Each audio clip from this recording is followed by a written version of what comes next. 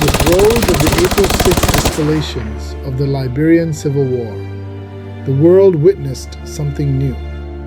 Boatloads of refugees loitering the territorial waters of the west coast of Africa, where nobody wanted anything to do with them. The term boat people was not new, but the phenomenon was a novelty in this subregion.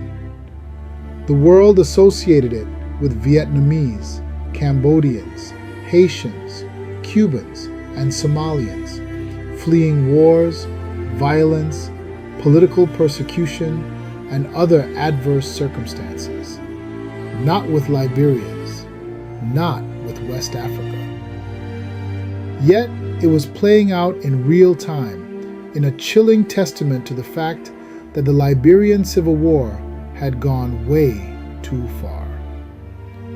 The double standards of powerful countries, some of whom were complicit in the dismantling of the small nation, were coming back to haunt everyone.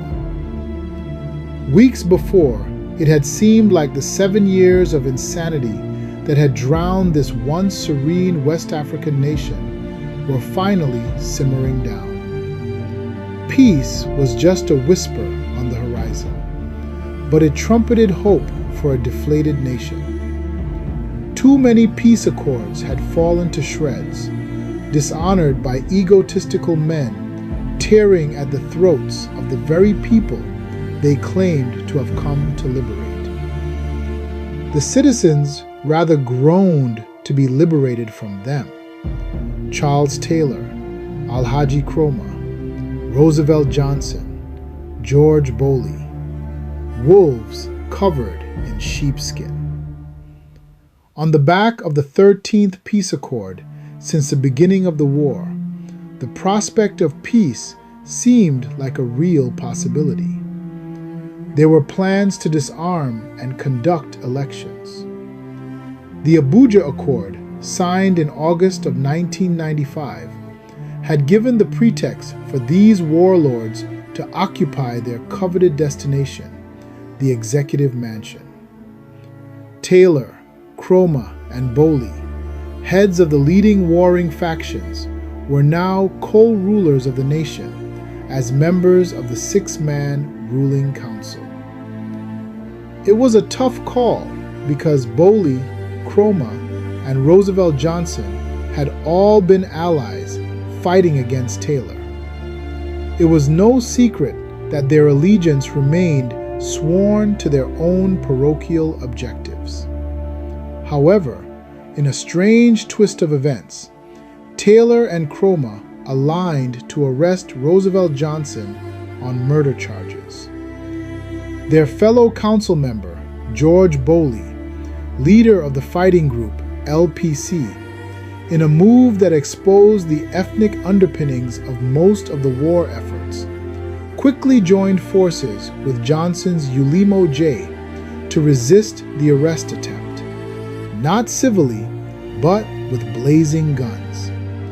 They also had in their defense a barrack full of the remnant of the armed forces of Liberia, who were predominantly of the Kron and Sapo tribes, kinsmen of Bowley, Roosevelt Johnson, and the ousted dictator Samuel K. Doe.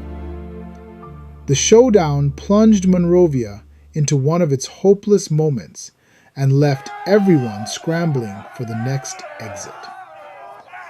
This was the context of the story of Liberia's boat people, a saga that would grip international headlines for weeks, attempting to rekindle discussions among stakeholders about the fate of one of the world's forgotten wars. This is the story of a desperate people who were willing to sacrifice everything they had to hang on to anything that was leaving this God-forsaken town. Their story unfolds on the decks of 3 ships. There were the Victory Reefer, a Dutch freighter, the Zolotitsa, a Ukrainian freighter, and the Nigerian-owned Bulk Challenge, a trio of battered ships only too anxious to profit from the pain of the fleeing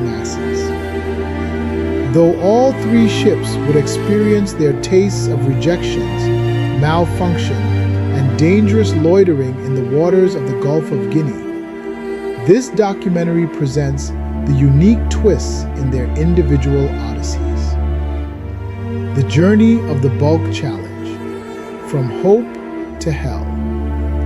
The Victory Reefer, the Rejected 40, and the Zolotitsa, a journey to nowhere.